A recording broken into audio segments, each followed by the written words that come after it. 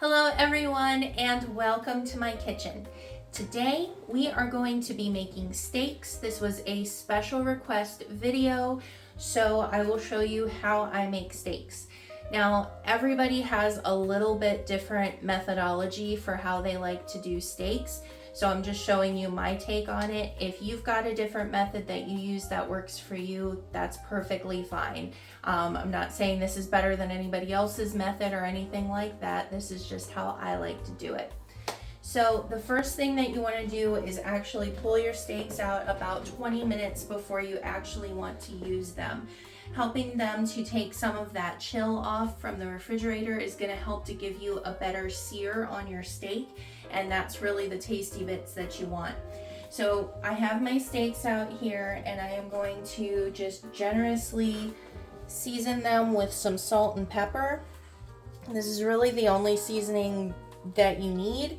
If you want to add other seasonings, think of maybe using like a compound butter for it. Oh, I didn't get any pepper on there. Or something like that, so that you're not using seasonings that are going to burn in your cast iron. Use a pretty good amount of salt when you're seasoning these, because part of bringing them out early, aside from taking the chill off, is that we want to give the salt time to seep into the meat and season the meat a little bit further. So we're just gonna go ahead and let these sit for, like I said, about 20 minutes, and then we're gonna come back and start cooking. Now what we want to do in order to go ahead and cook them is I've got my cast iron skillet out here, and we want to get this really hot. So go ahead and give it some time here. Obviously stay with it, but give it about a minute to get really piping hot.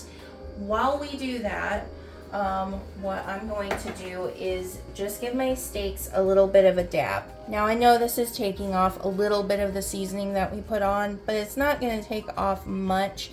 And since we were pretty generous with the seasoning, it will be fine. So we're just dabbing off that moisture so that we can get a better sear on this when we put it into our skillet. Once our meat is all dabbed off, we're going to go ahead and add in our fat element to our skillet. So a lot of recipes that you'll come across will recommend using oil. You absolutely can use oil. What I'm going to be using today is ghee or clarified butter. So what this is it has a higher smoke point than a regular butter would. It's butter, but because it's been treated the way that it is to make it into clarified butter, the milk solids are a little bit different than they are in regular butter. Some of the milk solids have been removed and the others have changed their structure. So it has a higher smoke point, and a high smoke point is what we want, because in order to get a good sear on our steaks, we want it to be really hot. So we're gonna add just about a teaspoon to 2 teaspoons just to get our skillet nice and covered. Like it's pretty good and hot, but I'm going to give it just a couple seconds here to just get really nice and piping. You want it almost smoking hot. Almost, not quite. You can always do the test with flicking a little bit of water in your pan to see if it sizzles, because we want a good sizzle.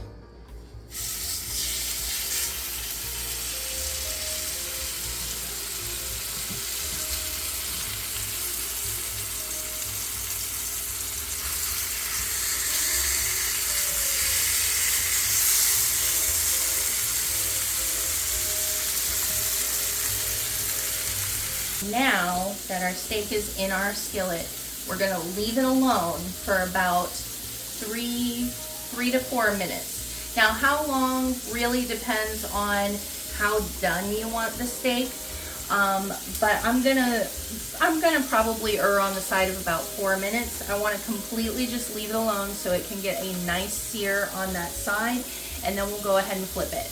At this point, I'm also going to add in just a little bit of crushed garlic just into the pan to just give it a little bit of extra seasoning.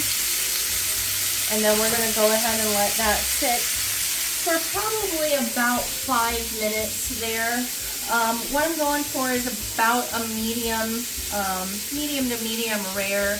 But of course, just have your thermometer handy so that you can just punch it in there and make sure that you're temping it right. But yeah, we're just going to go ahead and let it sit until that other side's done. Alright, so it has been plenty of time for our other side to get a sear on it. So now we're going into our finishing stage here. We're going to take about a knob of butter here and finish the steak off with that. Now if you see any parts like right here, the fat hasn't really caramelized there, so you can just kind of pick it up and just hold that against the hot pan to go ahead and let that get some of that caramelization there. I'm going to do that on the other one as well. You can see I got a nice sear on that side too. And we're going to go ahead and give it a temp check and see where we are. So we're about medium right there. So we're going to turn this off. You can also stop a couple degrees short of actual medium when you're cooking it because it will continue to cook. If you want it to continue to cook, you can leave it in the cast iron, but if you don't want it to be overcooked, I would recommend taking it out and just setting it on a plate or a clean cutting board and let it sit there for 5 to 10 minutes just to kind of pull those juices back in, and then it will be nice and juicy for you when you cut into it. So, I hope you guys enjoyed this video. If you did, please leave me a like below. If you have any questions, just leave me a comment. Bye-bye.